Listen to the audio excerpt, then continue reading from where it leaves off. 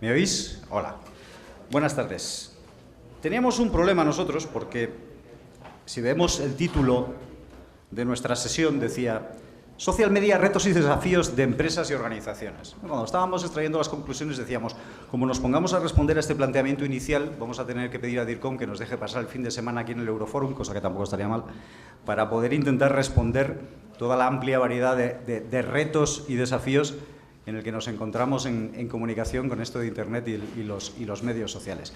Por lo tanto, teniendo en cuenta que hay 5 compañeros más o 5 sesiones más que tienen que profundizar en ese tema, pues nos hemos centrado en intentar extraer las conclusiones de los 2 casos que hemos presentado, ¿no? Son 2 casos completamente distintos. El primero, hablábamos de transmedia, storytelling y crowdsourcing, co-creación. Y lo que hemos hecho es presentar una serie de casos de éxito, después pasar un briefing en 3 equipos y que ellos, visto lo visto, pudieran extraer y ponerse un poco a salto de mata a intentar aplicar eso que habían visto. Y han salido contentos y también un poco asustados, ¿no? Porque se han dado cuenta de la magnificencia que podía tener ese trabajo, ¿no? Y el segundo caso que hemos visto es completamente distinto, pero ha sido también espectacular. El cómo en la celebración de las Jornadas Mundiales de la Juventud 2011, que es el evento de mayor afluencia en la historia de España, más de 2 millones de personas, cómo las redes sociales fueron aplicadas en la planificación, organización y desarrollo de ese evento, ¿no? Y yo creo que nos hemos quedado bastante sorprendidos de la magnitud, hasta en los más pequeños detalles, de la organización de ese evento. Y aquí están las conclusiones, que dejo la palabra a Mildred.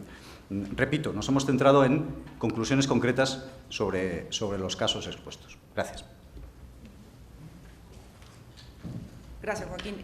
Bueno, decidimos dentro de todo el grupo dividirlo en los 2 casos porque no queríamos entrar en generalidades, ¿no? De decir, bueno, las redes sociales son audiovisuales, se customiza, sino tratar de entender cómo han funcionado las redes sociales en un evento tan importante como fue la Jornada Mundial de la Juventud y luego un contexto más de empresa, ¿no? Más de marca, de reputación, de notoriedad, que fue lo que nos contó Diego. Entonces, en el caso del evento, uy, ya va, que tengo aquí efectitos, vale.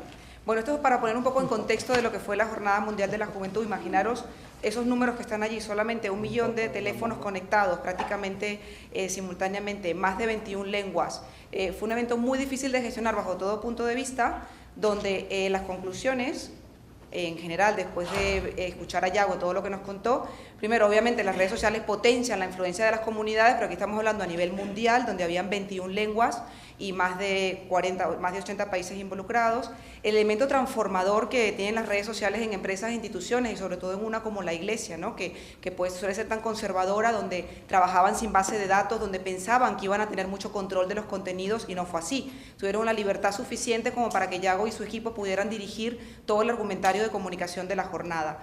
Luego, el 70% organizar y planificar todo aquello, claro, 80 community managers en todo el mundo, con solo 4 personas en Madrid controlando toda la comunicación que se estaba gestionando alrededor de la jornada, antes, durante y después, donde crearon una red privada virtual para controlar desde Madrid todo lo que estaba pasando a nivel mundial con la jornada, para centralizar la coordinación, por supuesto, donde eligieron herramientas para monitorizar y controlar los mensajes desde el principio, dada la sensibilidad de la institución, ¿no? De todos los troles y los hackers y todo el mundo que podía entrar. De hecho, les tumbaron la página varias veces, la web de la jornada, y obviamente la continuidad la tenían en redes sociales, con lo cual fue una contingencia estupenda, ¿no? Luego, lo que decía Joaquín antes, lo que permitió esto fue gestionar los aspectos logísticos y de comunicación más rápido, mejor y a menor coste. Esta jornada hace 10 años, o sea, antes del 2011, hubiese sido una locura absoluta controlar todo el proceso de comunicación y de logística. Luego, la continuidad de las comunidades. Yago decía algo muy importante. No solamente fue el antes, que fue lo que más costó, ¿no? Porque todos eran voluntarios, bueno, les habían cogido los dominios, o sea, la pasaron un poco mal, ¿no? Pero el después es que tenían una comunidad impresionante que han podido darle continuidad tanto en contenidos como en fidelización y en poder generar seguidores para próximos eventos, ¿no? Y luego el audiovisual es el mensaje. Estos son los resultados macros de lo que fue la Jornada Mundial, donde obviamente es impresionante tener 500 000 de seguidores en Facebook, pero 1.900.000 visitas en YouTube para el corto tiempo que fue, nos dice que obviamente el audiovisual es el mensaje cuando estamos hablando de eventos de esta categoría, ¿no? Estas son las generales. Y luego fuimos a Diego, que la verdad es que nos lo hizo muy fácil porque Diego habló de los 8 puntos que obviamente construyen el transmedia y la co-creación de los contenidos. Y bueno, realmente os invitamos a compartir con vosotros los casos que nos planteó Diego, porque él habla de la importancia de la narrativa, obviamente el contenido, los canales, tienes que ser multicanal, no te puedes quedar solamente en la red o fuera de ella, la profundidad del contenido y cómo te acercas al usuario y cómo el usuario participa en esa creación, justamente la experiencia del usuario, o sea, si no siente la emoción y no vive lo que tú le estás contando, no lo vas a fidelizar y no se va a enganchar. Lo que llama la segunda pantalla, o sea, que está la tele, pero aquí tenemos el tablet, el móvil o el ordenador, o sea, siempre vamos a ser multicanales y tenemos que estar en todos ellos. La gamificación como una herramienta para educar, aprender, acceder, participar, o sea, una estrategia muy adecuada para transmedia y co-creación. Y la emoción, o sea, todo eso se basa en que algo te interese, no a nivel de sentimiento, sino que te interese y te enganche, ¿no? Entonces, obviamente, si vemos estos elementos anteriores de lo que es las redes sociales, en organizar un evento, que nos toca mucho a nosotros como DIRCON hacerlo, ¿verdad? Y luego en el contexto del día a día de la empresa para crear marca o reputación o notoriedad o un lanzamiento o crear una noticia, pienso que tenemos ingredientes muy valiosos para entender que todo el social media ya es parte de nuestro trabajo, no es un elemento más, sino ya está integrado en todo lo que cada día hace un DIRCON y nos puede diferenciar en muchos sectores y en muchos ámbitos en los que nos desarrollamos. Juanjo, ¿alguna cosa se nos fuera en el tintero? Vale, Diego, estás aquí con nosotros. ¿Puedes pasar, por favor? Sí, bueno, la gamificación se refiere...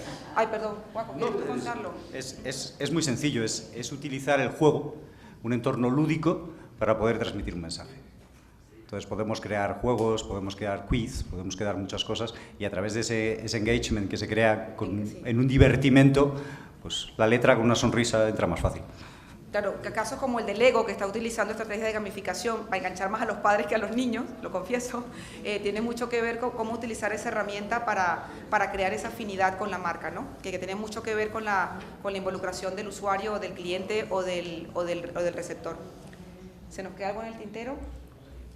Simplemente una duda, se nos queda a los tres, dudas que hayan surgido durante el debate, ejemplos, experiencias de otros miembros que no son los líderes de los casos de los participantes. Bueno, sí, estuvimos de acuerdo en algunos puntos. Juaco. En el primer caso, cuando hablamos de ejemplos de transmedia, muchos de los casos de éxito que sucintamente se presentaron son de grandes empresas, ¿no? Entonces, lo que planteaban parte de los participantes era cómo ese concepto podía ser extrapolable a empresas más pequeñas o de menor presupuesto. Entonces, Diego, muy astutamente, lo que hizo fue presentar un caso de una experiencia profesional suya en el que el presupuesto no podía ser más reducido porque era cero. Por lo tanto, todavía había que buscarlo con creatividad, con imaginación, ¿no? Con lo cual, también salta a la palestra una conclusión, que es la originalidad, la creatividad muy unida a la emoción y a la diferenciación dentro de redes sociales, ¿no? Y ahí nos iríamos a todo lo que no hemos querido incluir como conclusiones de los medios sociales, retos para las empresas, ¿no? El cambio del concepto de la comunicación, el desfase de muchos modelos de publicidad tradicionales, la búsqueda de otras formas de impactar en nuestros públicos. Es decir, va todo muy unido, muy en red, porque en Internet todo va absolutamente imbricado, ¿no? Pero, vamos, quedó claro que a cero presupuesto se pueden hacer cosas. Claro. Y el otro punto que saltó fue las herramientas, ¿no? Que en general muchos DIRCON desconocen que hay herramientas que te permiten medir y controlar lo que está sucediendo en las redes desde el principio. Y es la principal barrera de entrada, el miedo, ¿no? De que qué voy a hacer en una situación de crisis o cómo debo gestionarlo.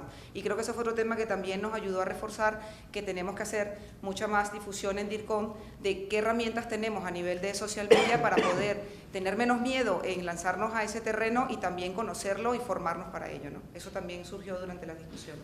Pues muchísimas gracias a los dos. Vale. Tienen la palabra el segundo grupo.